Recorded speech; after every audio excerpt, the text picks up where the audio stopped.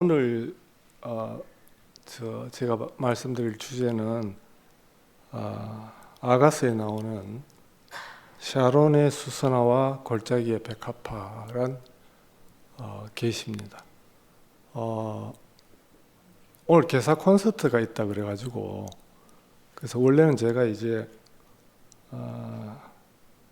주제가 이제 영혼과 시간이라는 주제로 하려고 했거든요.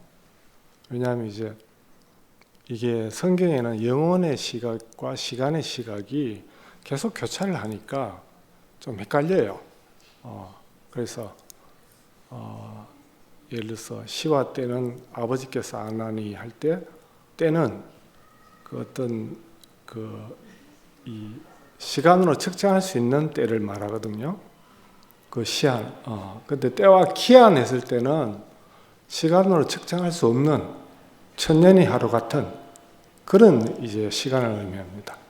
그래서 이제 그런 것들이 이제 막 그 시각이 교차되어 있으니까 우리가 사용할 때 그 혼란을 일으키는 경우가 많습니다. 예를 들어서 그리스도는 어제나 오늘이나 또 내일 영원히 동일하다 이런 표현이 있잖아요. 그럼 요거는 뭐냐면 영원의 시각에서 바라본 계시입니다. 근데 이제 어제도 계셨고 오늘도 계시고 장차 오실이다 했을 때는 이거는 이제 시간의 시각으로 본 계시죠. 이게 막 섞입니다. 그러니까 이제 이거를 우리가 이제 정확하게 이 구별을 못하면 이게 말이 헷갈려 버려요. 듣는 사람들이. 그러니까 우리 자체에서 이제 이것을 조금 더 구별을 해야 되는데, 뭐 그럴 필요가 온 시대입니다. 21세기가. 예. 옛날에는 이제 그런 구별 없어도, 우리가 예를 들어서 이제 세상이 끝난다 이랬을 때, 그 세상은 우리가 선악과를 먹고 만든 세상, 이렇게 명확하게 봤잖아요. 그럼 우리가 이제 예를 들어서 교회 안으로 들어와서 거듭남을 체험하고 내 세상이 끝났다. 그렇게 이제 연결해도 우리 전부 다 경험이 공유가 되었죠. 그때는. 근데 지금은 이제 우리가 밖에서 그런 이야기를 하면 끝이라는 말이 도대체 시간적인 끝인지 또 아니면 어떤 의미에서 끝인지 뭐 좀 전문적인 용어로 이야기해서 크로노스적 끝인지 카이로스적 끝인지 이게 이제 구분을 시켜줘야 됩니다. 그래야지 이 사람들이 안 헷갈리거든요. 제가 이 심각하게 느낀 이유는 뭐냐면 우리 사촌이었던 로컬 처치들이 지도자가 이제 잃어버리고 예를 들어서 위트니스 이 리의 후계자가 앤드류 류 형제인가 그런데 그 이후에 이제 방향성을 좀 잃어버리고 이 사람들이 다시 문자적 해석으로 돌아갑니다. 그리고 이 지금 일어나고 있는 환란을 종말론적인 묵시하고 연결시킵니다. 지금 신흥종교가 다 그렇죠. 예를 들어서 여러분들 잘 모르지만 안상홍의 증인 밑에서 생긴 새로운 하나님의 성회 교획하는 지파가 신흥 종교가 있습니다. 이게 얼마나 성장했나면 전 세계적으로 200~300만까지 성장했습니다. 그 구원파도 마찬가지고 한국에서 수출한 신흥 종교가 많습니다. 통일교도 있고 신천지도 밖으로 엄청 많이 퍼져나갔죠. 그런데 그 사람들이 전부 다 뭐냐면 시간적인 종말론입니다. 소위 말해서 이제 지구가 곧 끝나니까 말세를 대비해라. 2000년 동안 있어 왔던 전형적인 이단들이죠.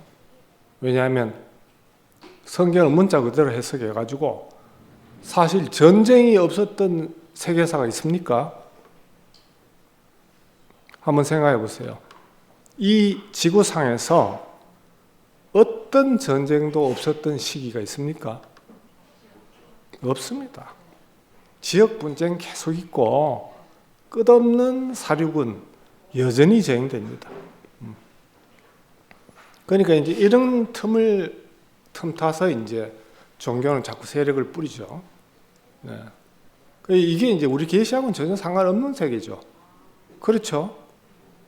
대우교회는 종말론적 묵시 단체가 아닙니다. 그렇죠? 네. 우리는 영원한 복음을 가지고 있죠.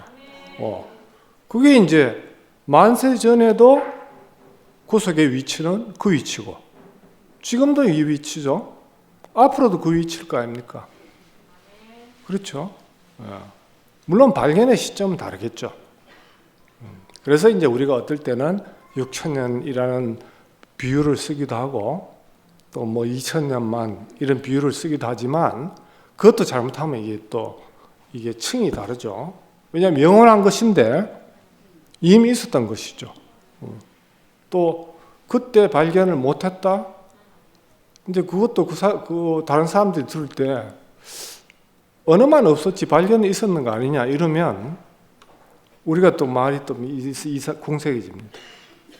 그러니까 이제 이런 문제 때문에 제가 이제 조금 명확하게 시간을 이야기를 하려고 그랬는데 조금 어렵고, 또 여러분들은 이제 제 이야기 들으면 정보가 너무 많다.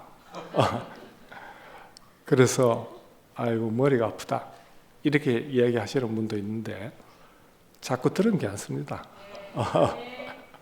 목사님도 많은 정보를 이야기했는데 뭐 마지막에 이제 단순한 것을 말씀하셔서 그렇지, 그전에는 모든 걸 끄집어 쓰셨거든요. 내가 쓰면 지식이 되고 목사님 쓰면 생명입니다. 그것도 다 편견입니다. 편견.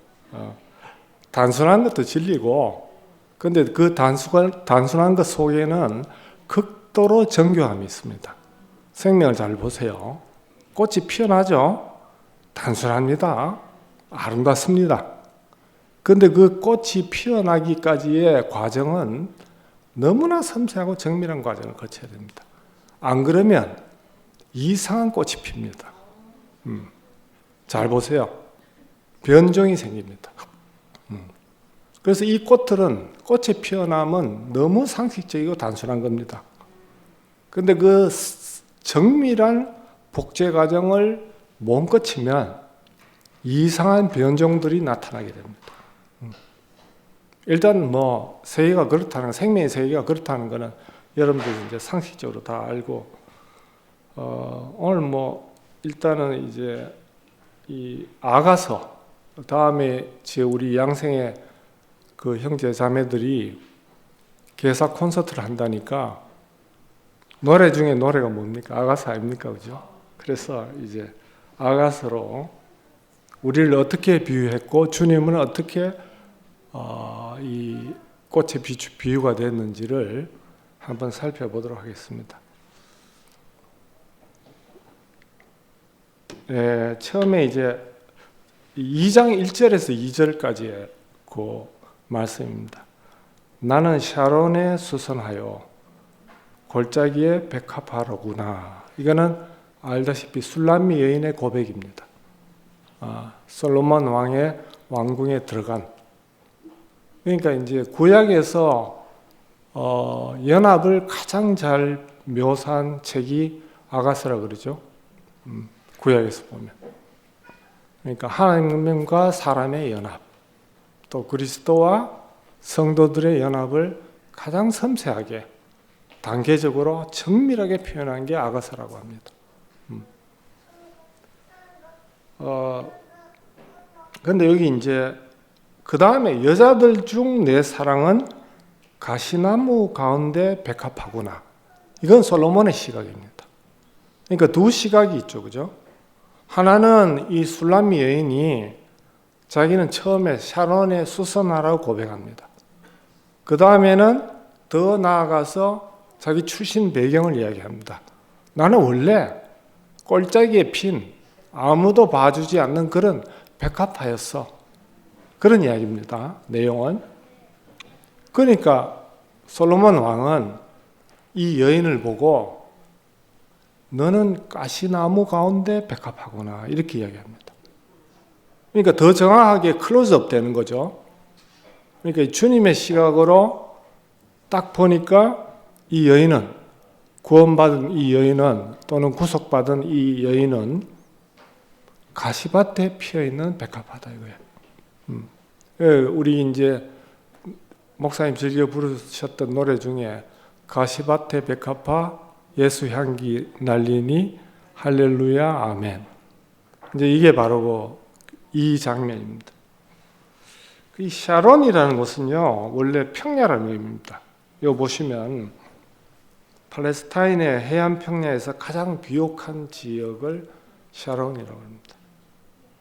그래서 뭐 이 지역은 뭐 대충 폭이 9.5에서 19km까지 굉장히 넓다고 합니다.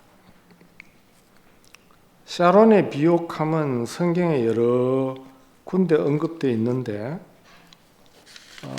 주로 이제 수선화라고 하는 것은 뭐 다른 말로는 이게 뭐 영어로 여러 가지 의미가 있는데 어쨌든 이 비옥함을 상징하고 샤론은 그 다음 두 번째는 뭐냐면 여호와의 영광을 단체적으로 나타내는 비유로 사용될 때도 있다 합니다. 그러니까 하나님 나라가 이렇게 풍요롭다 이렇게 사용할 때 샤론을 이야기를 할 수도 있습니다. 그게 이제 대표적으로 이사야서 35장 2절을 보면 이 샤론에서 피어난 수선화를 영광을 노래하는 이스라엘의 백성들로 비유하고 있습니다. 그 나중에 참조해 보십시오. 일일이 읽을 필요는 없고 이사야서 35장 2절입니다. 그래서 여기 보면 샤론의 아름다움을 얻을 곳이로다. 그것들이 여호와의 영광 곧 아가스 우리 하나님의 아름다움을 보시로다. 자, 이 여인은 우선 자신을 수선화로 비유를 했습니다. 샤론의 수선화. 이거는 이미 이제 왕궁에 피어난 꽃들을 의미합니다. 예루살렘 성에 입궁한 다음 왕궁에 예루살렘 성의 왕궁에 솔로몬의 왕궁에 입궁을 했죠. 그러니까 우리는 뭐냐면 이제 택함을 받은 겁니다. 우리 식으로 이야기하면 구속을 받았죠. 그래서 이제 뭐냐면 자기를 나는 그냥 단체적으로 주님을 영광을 드러내는 한 송이 수선화 이런 뜻입니다. 하나의 꽃이다 이런 뜻입니다. 그러니까 자기는 처음에 이제 왕궁의 꽃밭에 핀 꽃들 많은 꽃들 중에 하나다 이렇게 겸손하게 표현을 하죠. 근데 이게 이제 신약에 오게 되면 교회의 지체들을 표현하는 겁니다. 샤론의 수선화 그러면 교회의 지체들 수선하다 이렇게 보면 됩니다. 그러니까 그리스도의 몸된 교회 안에서도 개체적으로 보면 우리는 하나의 지체죠. 전체가 아니고 나는 하나의 지체입니다. 우리가 명심해야 될 것은 나는 지체일 뿐이다라는 겁니다. 그래서 이제 몸 안에서만 지체일 수 있죠. 몸을 벗어나면 지체가 아니고 뭐가 됩니까? 시체가 됩니다. 손이 몸에서 떠난 손은 뭐가 됩니까? 바로 부패를 하겠죠. 그래서 이제 우리가 지체가 이렇게 연합되어 있기 때문에 몸으로 많은 언어를 표현합니다. 가장 대표적인 게 뭡니까? 바디랭귀지입니다. 그렇죠? 언어의 발생이 쫙 보면 가장 먼저 나타난 게 뭐냐면 바디랭귀지입니다. 음성 언어가 아니고 손짓, 몸짓, 애들 보세요. 막 울거나 막 이렇게 몸으로 몸짓을 하죠, 그죠? 그래서 이제 제가 이 단상을 안 좋아하는 이유도 이 바디랭귀지를 잘 못 씁니다. 여러분들이 유명한 현대 CEO들이 강연을 할 때 앉아서 하는 경우가 없습니다. 다 핀 마이크를 달고 바디랭귀지를 쓰면서 설득을 합니다. 그럼 이게 훨씬 더 사람들에게 공감력을 일으킵니다. 그래서 이제 음성 언어로 할 수도 있고 시로 표현할 수도 있고 노래로 표현할 수도 있고 또 우리처럼 선포로 표현할 수도 있고 또 이야기를 할 수 있고 그 핵심은 뭡니까? 첫째는 소통입니다. 소통. 언어의 핵심은 소통을 위한 겁니다. 왜 말합니까? 소통하기 위해서죠. 그죠? 불통하면 안 됩니다. 말을 했는데 이게 불통이더라 자꾸 이런 말이 문제가 있든가 듣는 사람이 문제가 있든가 둘 중에 하나겠죠. 그죠? 그래서 소통이 안 되면 이 소통의 이유가 뭔가를 한번 생각 좀 해봐야 됩니다. 그래서 여러분들이 조금 잘 모르는 또 알고 계시는 디모데후서 1장 9절에서 11절 구절을 제가 근거로 한번 들어보겠습니다. 여기서 이제 디모데후서는 바울이 이제 옥중에서 낳은 아들이 디모데죠. 그리고 거의 마지막 서신서에 가깝습니다. 디모데후서, 디도서 이거 쓰고 이제 죽습니다. 죽음을 앞뒀으니까 얼마나 그 심정이 구구절절하겠습니까? 그리고 여기서 이제 어떤 표현을 하냐면 바울이 이전에 아시아에서 다 나를 버렸다 이거예요. 모든 사람들이 나를 다 버렸고 변호하지 않았다. 이런 이야기를 합니다. 그 바울은 아마 쓸쓸하게 죽은 것 같습니다. 그 생애를 보면. 그 오로지 디모데에게만 절실하게 이야기를 하고 그 다음에 이제 목이 잘려 죽죠. 전설에 의하면. 왜냐하면 로마 시민이기 때문에 목이 잘리는 형을 받습니다. 얼마나 깨끗합니까? 지금 가만히 생각해 보면 단두대나 목 치는 거 있죠. 이런 건 아주 명예로운 죽음입니다. 근데 십자가형은 뭐냐면 범죄자, 반란자들을 처형하는 겁니다. 가장 극심한 고통을 줍니다. 대표적으로 시저가 갈릴리 원정을 갔다가 돌아오면서 허락 없이 갈릴리 원정을 가거든요. 시저가. 근데 이제 로마를 돌아옵니다. 근데 그 유명한 그 강이 있죠. 그 강이 루비콘 강이잖아요. 건너지 말아 합니다. 원로원에서. 근데 시저가 어떻게 합니까? 건너거든요. 못 건너, 이제 안 건너면 죽는 거니까 자기도.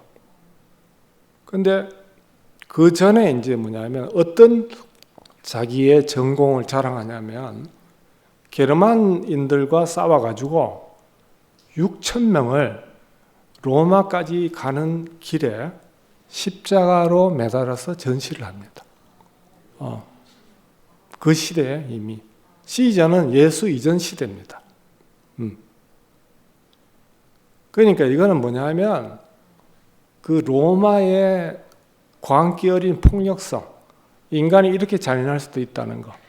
그러니까 가는 길마다 이제 6,000명의 십자가를 처형시켜서 참혹하게 죽이는 겁니다. 그 십자가형은 뭐 성경에는 6시간 하지만 보통 한 4시간을 못 견디고 죽는다 그럽니다. 아주 잔인한 죽음이죠. 근데 이제 여기 이제 쭉 보면 아마 10절부터 읽어보겠습니다.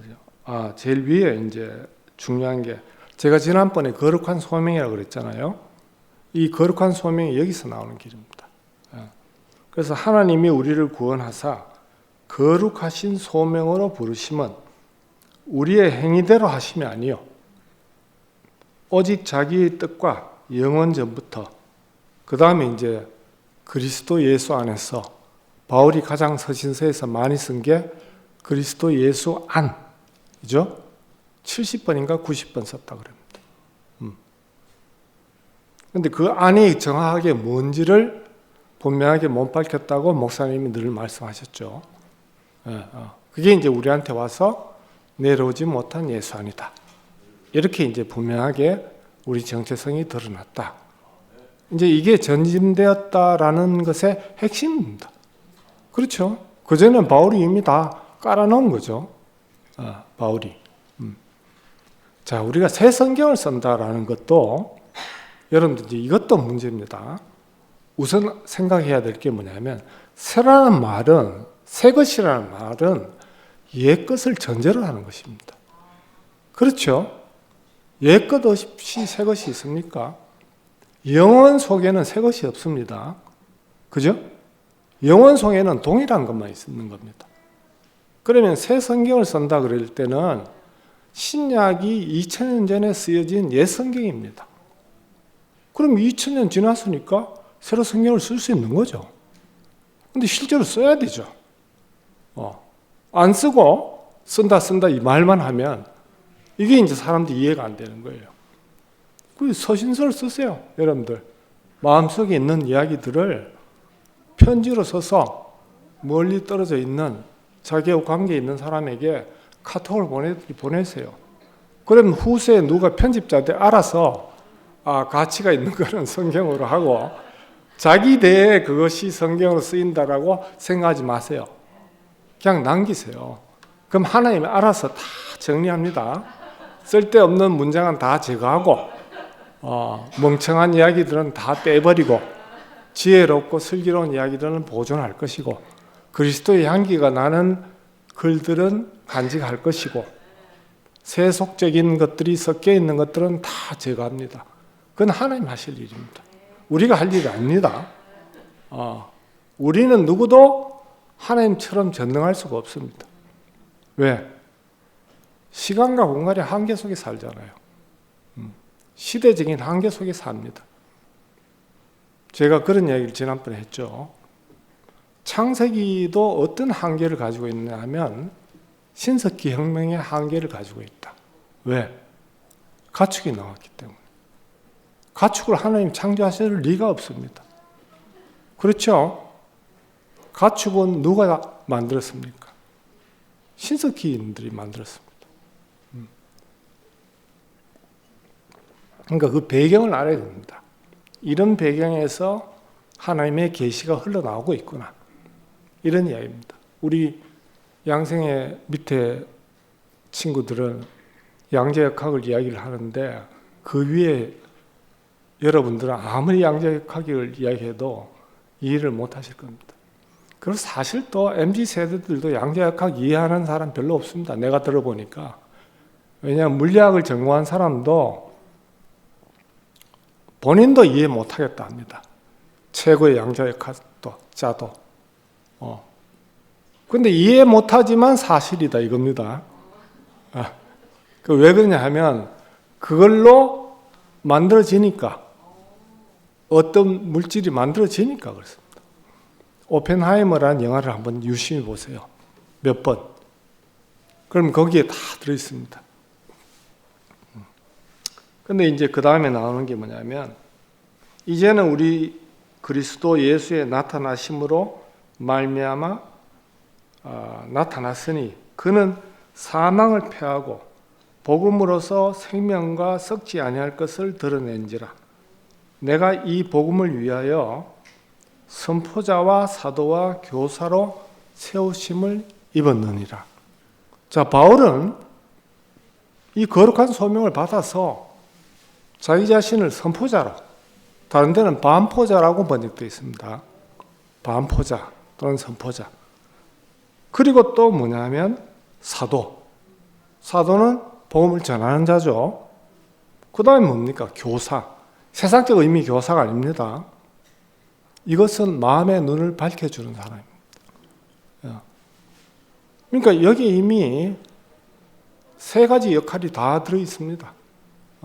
그러니까 우리 가운데서도 선포하실 분은 선포하시고 사도로 이 복음을 전하러 순회하실 분은 순회하세요. 그리고 누군가의 마음 눈을 밝혀주면 그 사람이 교사가 되는 겁니다. 뭐 딴 게 있습니까 그거? 그러니까 언어의 제한을 자꾸 조금씩 우리가 풀어나가서 확장해야 됩니다. 본질은 보되 표현은 그 본질 안에서 확장돼야지 복음이 확장되는 겁니다. 예수님의 말씀은 굉장히 단조롭습니다. 왜? 이스라엘 땅을 떠나본 적이 없는 분이에요. 특히 나중에 나오겠지만 또 시간이 걸리기 때문에 빨리 넘어가겠습니다. 자, 그럼 술람미 여인의 출신은 어디냐 하면 수덴 출신입니다. 수넴은 뭐냐면 12지파의 이사갈 지파가 소유한 아주 작은 마을이라고 합니다. 위치는 길보아 산 북쪽 이스르엘 골짜기 근처입니다. 그러니까 강원도 시골이다 이렇게 생각하면 됩니다. 저 원선이 형님 고향이다 이렇게 생각하면 됩니다.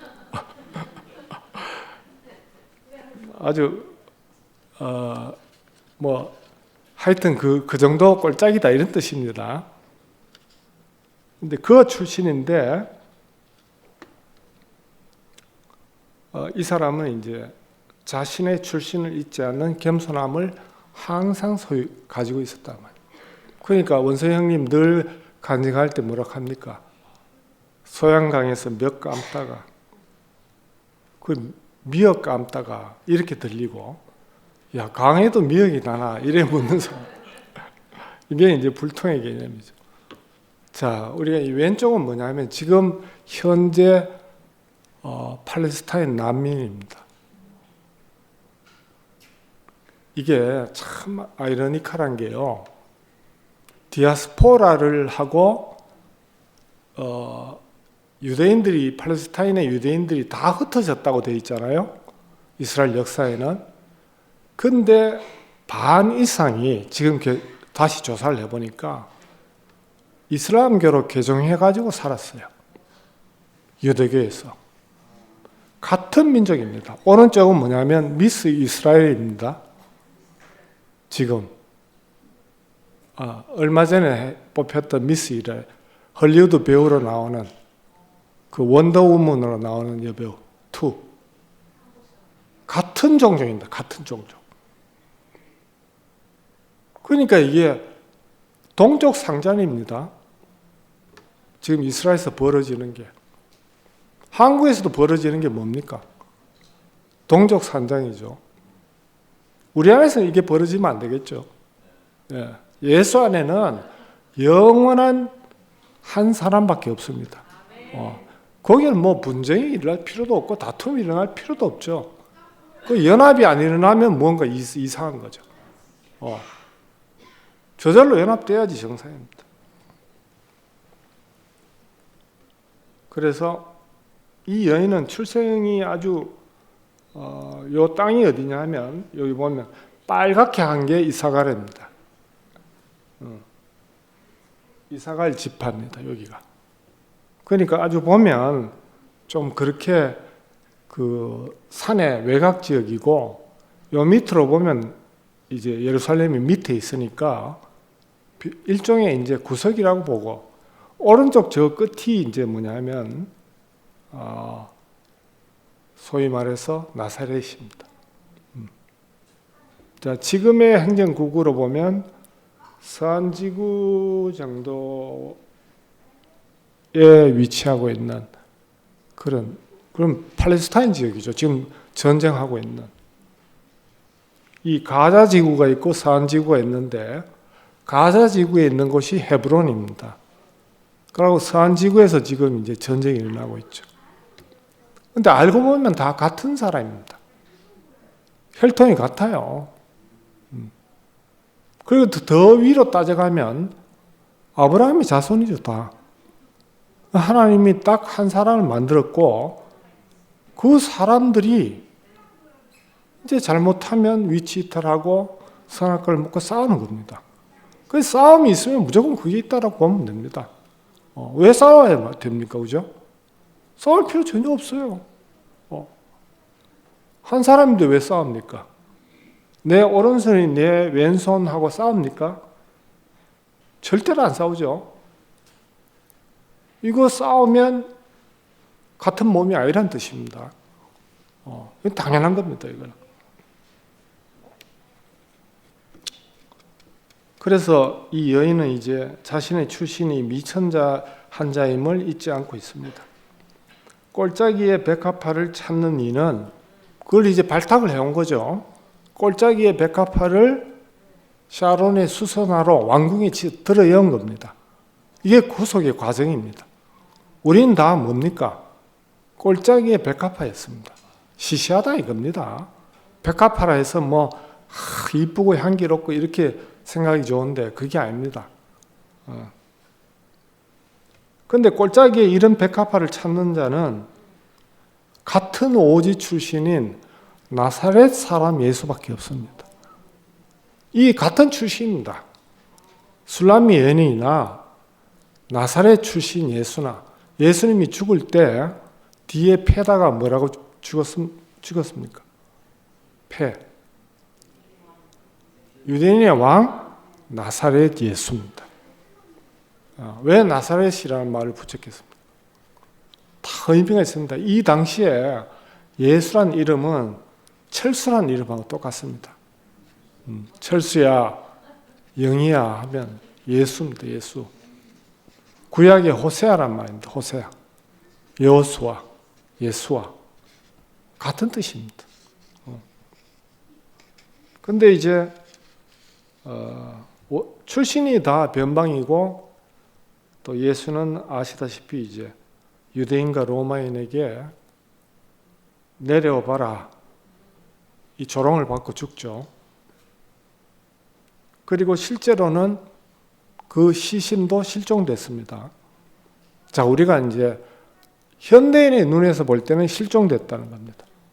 근데 초기 기독교의 성경 편집 과정에서 성령 신화가 나오죠. 성령으로 잉태했다. 그 의미는 있습니다. 근데 문자 그대로는 말이 안 되는 거죠.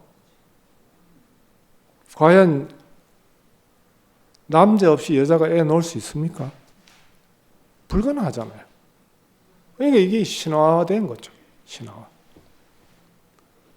죽음도 뭐가 됐습니까? 다시 부활 신화로 신화화되어 버렸죠. 그래서 현대 신학자들은 부활을 육체의 부활로 인정하는 신학자는 거의 잘 없습니다. 다 어떤 영적인 의미 또 질적인 의미, 다른 새로운 삶으로의 고향 이런 걸로 해석을 합니다. 이미 시대가 그런 시대입니다. 그래서 이제 근본은 술람미 여인과 나사렛 예수는 근본이 같은 사람입니다. 근본이. 우리와 근본이 다 같다는 뜻입니다. 그런데 이제 이게 아주 극적인 변화를 일으킵니다. 자, 아까 제가 말씀드린 것처럼 예수와의 연관성이 나옵니다. 나사렛 출신, 유대의 변방, 그 다음에 십자가의 죽음, 극형을 당하고 조롱을 받고, 그 다음에 미천한 배경, 그러므로 모든 일을 포함할 수 있는 유일한 근거죠. 자, 우리는 이제 뭐냐면 두 가지 그 스펙트럼을 이야기합니다. 왜 예수가 모든 사람을 구속하느냐? 신처럼 쓰여졌다. 그러나 음부까지 내려갔다. 이 성경의 서사를 이용해서 만유가 그 안에서 구속된다. 이 이야기합니다. 그 만약에 성경의 이 서사를 빼버리면 예수를 우리와 예수가 만날 수 있는 것은 출신밖에 없습니다. 잘 한번 생각해 보십시오. 있는 그대로 생각해 보십시오. 그래서 이사야는 이미 그를 예언했죠. 풍채도 없고 보기에 흠모할 아름다운 것도 없다. 그랬는데 이 나사렛 지역입니다. 현재 나사렛입니다. 얼마나 이게 개발이 안 돼 있습니까? 아직도 이렇습니다. 야, 2000년 동안 기독교 역사가 기독교 문명이 있었는데 왜 이 나사렛을 이렇게 방치해 놨을까요? 아마 부끄러워서 그랬을 거예요. 물론 여기에 가면 이제 뭐 기독교 성당도 있고 이렇게 뭐 있지만 전체 자체가 왜 바티칸 성전처럼 성당처럼 왜 안 꾸며놨습니까? 우리가 보통 뭐냐면 대통령이 되면 첫 번째 뭐를 내는 줄 압니까? 고향에 고속도로가 납니다. 8차선, 10차선이 납니다. 다 그렇습니다. 박 대통령의 고향 구미죠. 선산. 그거 뭐 생깁니까? 경부고속도로, 그 다음에 KTX 지나가죠. 공단 생기죠. 엄청나게 발전한 도시가 되었습니다. 거제도, 그 유명한 조선소들은 다 거제도 아니십니까? 김영삼 씨 고향. 목포, 난 안 가봤지만 요즘은 그것도 많이 투자를 많이 했다 그래요. 네. 제일 투자가 안 되는 데가 어딘지 압니까? 노태우 씨 고향, 팔공산. 그 요거도 먹는 이유가 다 그렇습니다. 자기 고향에 투자를 좀 해야지. 고향에 투자를 안 하니까 저래 이제. 자, 그 다음에 이제 극적으로 조금 빨리 하고 마쳐야 되겠습니다. 이게 이제 성전 장식의 백합화로 쓰여집니다. 그래서 여기 보세요. 얼마나 아름다운가.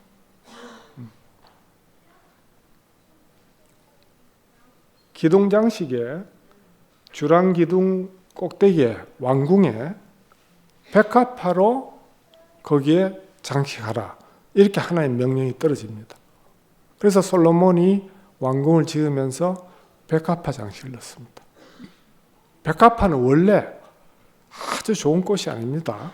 그 당시에는. 그 다음에 이제 물두멍 장식에도 바다의 가장자리를 백합화 모양으로 하고. 자, 그 우리의 구속의 복음과 연결을 해보면 하나님은 나사렛 예수를 구속주, 우리의 구속주로 세우셨죠. 반드시 나사렛 예수여야 됩니다. 그 다음에 우리는 샤론에 수선하고 골짜기의 백합화로 고백하게 됩니다. 그분 앞에서. 내가 비록 교회 안에 있으나 나는 원래 골짜기의 백합화였다라는 거 잊으면 안 된다는 겁니다. 나는 원래 별 볼 일 없는 사람이었다 이겁니다. 내가 원해서 여기 온 게 아니고 주의 은혜로 내가 오게 되었다 이겁니다. 간택된 것입니다. 간택된 거. 이것이 이제 사랑의 노래의 2절에 나오는 핵심입니다.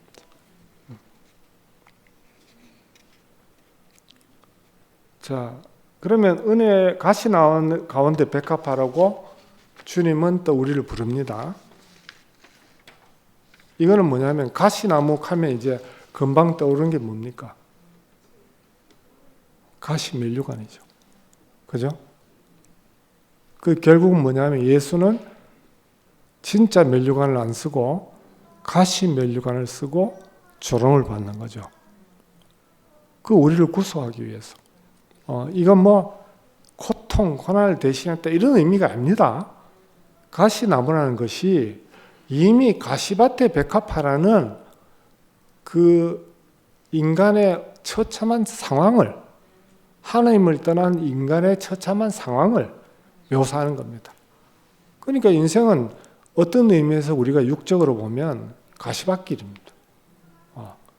우리가 지금 교회 안에서 선포를 하고 찬양하는 순간은 백합화, 성전의 백합화지만 바깥에 조금만 나가면 먹고 사는 게 쉬운 일이 아닙니다. 너무너무 힘든 시대가 오고 있습니다. 그러니까 오히려 구원의 때가 더 많을 수도 있죠. 사람의 심령이 빈부격차가 많아지면 두 두 가지가 가능해집니다. 하나는 뭐냐? 혁명이 가능해지고, 공산주의 혁명이 가능해지고, 또 하나는 뭐냐면 복음이 전해질 문이 열립니다. 초대교회 때 복음은 주로 피지배계층에게 파고들어갔습니다.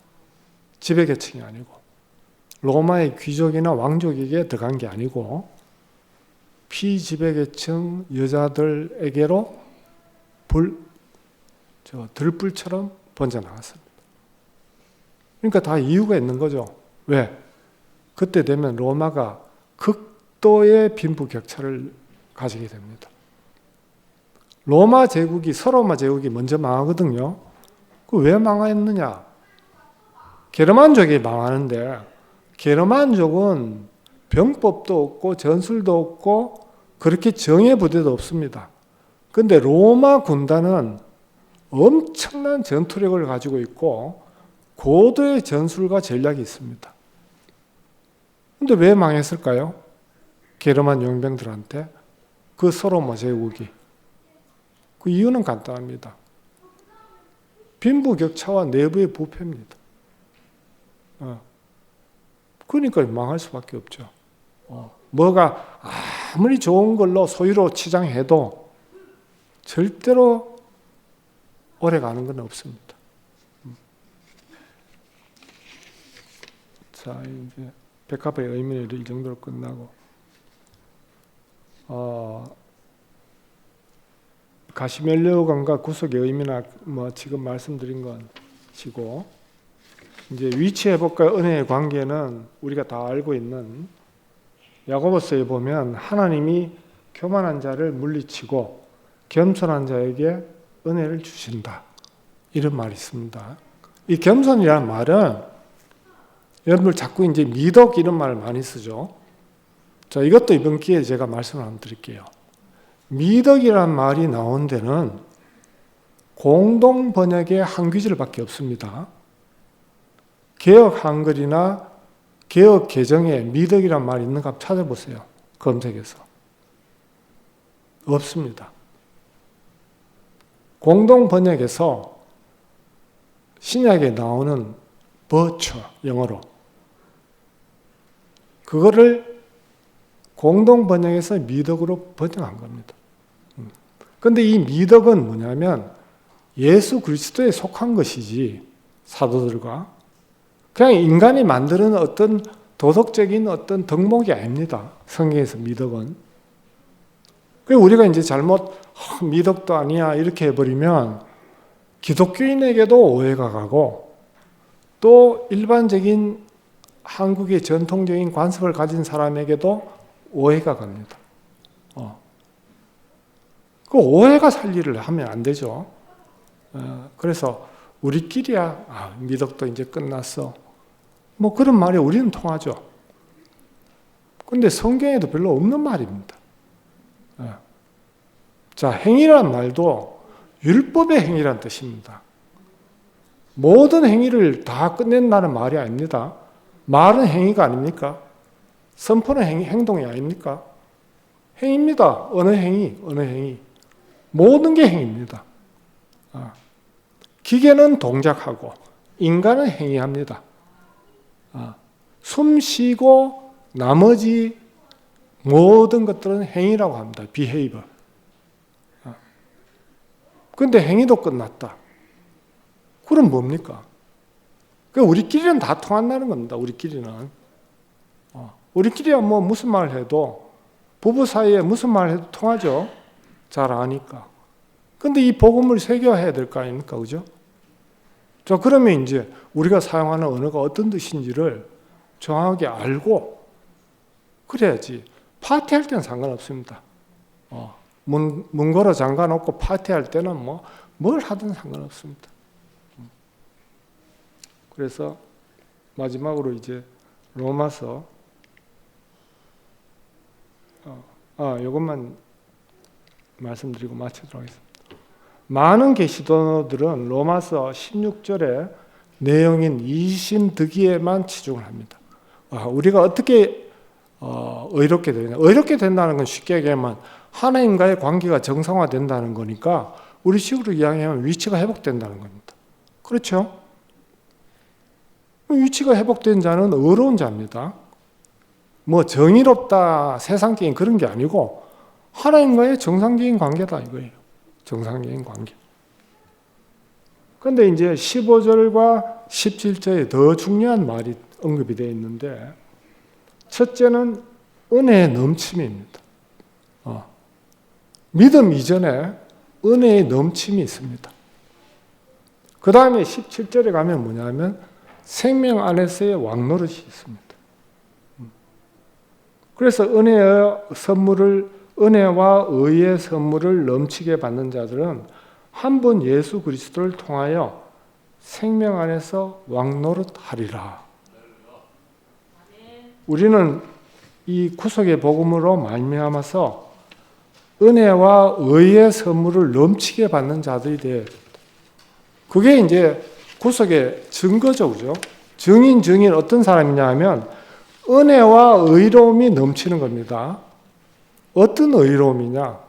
모든 사람과의 관계가 정상적으로 회복된다는 겁니다. 누구라도 정상적인 관계, 상식과 순리적인 관계가 다 회복된다는 겁니다. 대우교의 장점이 뭡니까? 남들이 다 이단이라 그래도 우리 안에는 상식과 순리가 있었습니다.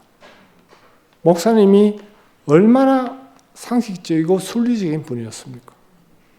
절대로 몰상식한 분은 아니었습니다. 목사님. 너무너무 자연스러운 분이었습니다. 억지가 전혀도 없었습니다. 억지스러움. 그리고 생명 안에서 왕노릇을 하니까 왕노릇이 그냥 되는 게 아니고 추대한다고 되는 게 아니고 누구는 우리 군대 장가이다 해가지고 되는 게 아닙니다. 이건 생명이 저절로 밀어내는 왕입니다. 환경을 지배하고 초월하는 왕이란 뜻이지 어떤 무리의 선두주자가 된다는 뜻이 아닙니다. 계시 안에서 어떤 환경도 가시밭의 백합화처럼 이겨서 그리스도의 향기만을 내놓는 그 사람이 왕입니다. 그러니까 사망의 종로를 타든 죄와 사망에서 종로를 타는 사람이 오히려 왕이 된 겁니다. 왜? 죄와 사망을 이긴 바가 됐어. 그러니까 선포하는 사람은 왕된 사람입니다. 왕된 사람. 그 사람에게는 뭐가 나느냐? 백합화의 향기가 나야 됩니다. 이 아름다운 향기로 가득 찰 때 많은 꿀벌들이 모여들 겁니다. 왜 꿀벌들이 모여줍니까? 꽃이 향기로우니까 나오죠. 자, 이 꽃들이 계속 피어서 많은 사람들이 날라와서 우리 안에 있는 이 좋은 꿀들을 아낌없이 먹기를 소원합니다. 구속의 주님을 찬양합니다.